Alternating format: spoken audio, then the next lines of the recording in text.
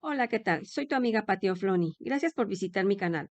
Te agradezco que me regales un like, te suscribas y me regales un comentario. Hoy te hablaré de una monja católica de origen albanés y naturalizada hindi. Fundó la Congregación de las Misioneras de la Caridad en Calcuta en 1950. Te estoy hablando de la Madre Teresa de Calcuta. Durante más de 45 años atendió a pobres, enfermos, huérfanos y moribundos, al mismo tiempo que guiaba la expansión de su congregación, en un primer momento en la India y luego en otros países del mundo. Aquí te muestro su escritura. Aquí vemos un trazo final que se alarga a lo largo de la línea base. Está relacionado con la generosidad, sociabilidad, la necesidad de convivencia, el interés por la humanidad y las cosas materiales. La letra S, con trazo que se dirige a la izquierda con la intención de subir, es un trazo innecesario. También podemos ver que la letra no cierra por la parte de abajo. Otro trazo que vemos en esta letra es que tiene forma de dientes de tiburón. Y bueno, todo esto sugiere egocentrismo, narcisismo, cambio brusco en las reacciones. Esta escribiente es extrovertida e indiscreta. Y también hay un indicio de que es capaz de tratos deshonestos y engaño. La letra E, abierta por el centro o espacio dentro del bucle, revela que tiene una mente abierta y está abierta a nuevas ideas. No se queda estancada. Trazo final largo que va hacia abajo muestra determinación.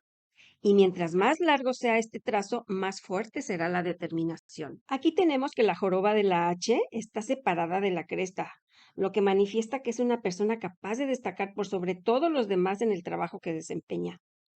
Tiene una gran creatividad nata que la lanza al éxito. Así como tiene diferentes maneras de hacer la S, sucede lo mismo con los óvalos. Solamente te mostraré tres rasgos diferentes ya que encontré varios más. Óvalo con doble bucle y remarcado por la parte de abajo. Esto advierte que miente patológicamente. Por lo tanto, no es una persona de fiar. También refleja que es una persona de pocos escrúpulos y desconfiada.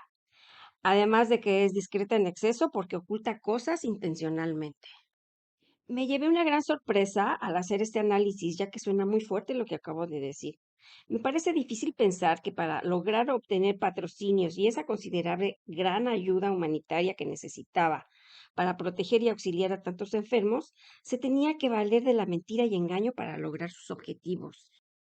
Aunque se sabe que la Madre Teresa hacía una gran labor altruista también a mediados de los noventas, la credibilidad de ella comenzó a desquebrajarse por una serie de acusaciones. Robin Fox, editor principal de la revista médica The Lancelot, después de visitar los hospicios de Calcuta en el año 94, aseguró que en el lugar no encontró a ninguna persona con conocimientos básicos en medicina. Así que a los pacientes se les diagnosticaba y se les daba tratamiento de manera incorrecta. Estaban hacinados en estancias poco calificadas y poco salubres. Y por si esto fuera poco, estaban mezclados los enfermos contagiosos con los enfermos que tenían enfermedades leves.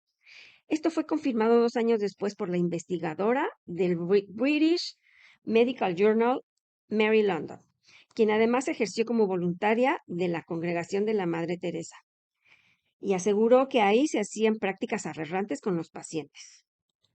En esta ocasión estuve tan sorprendida como cuando analicé la escritura de Gandhi, que resulta que no era ningún santo. Te invito a que veas el video. En la descripción te dejo la liga, búscalo. Las columnas en blanco que aparecen dispersas entre palabras durante todo el escrito son conocidas como cuchillos. Este es un indicio de angustia. A la hora de tomar decisiones importantes intenta separar las ideas para ver claro, pero al no conseguirlo, se angustia.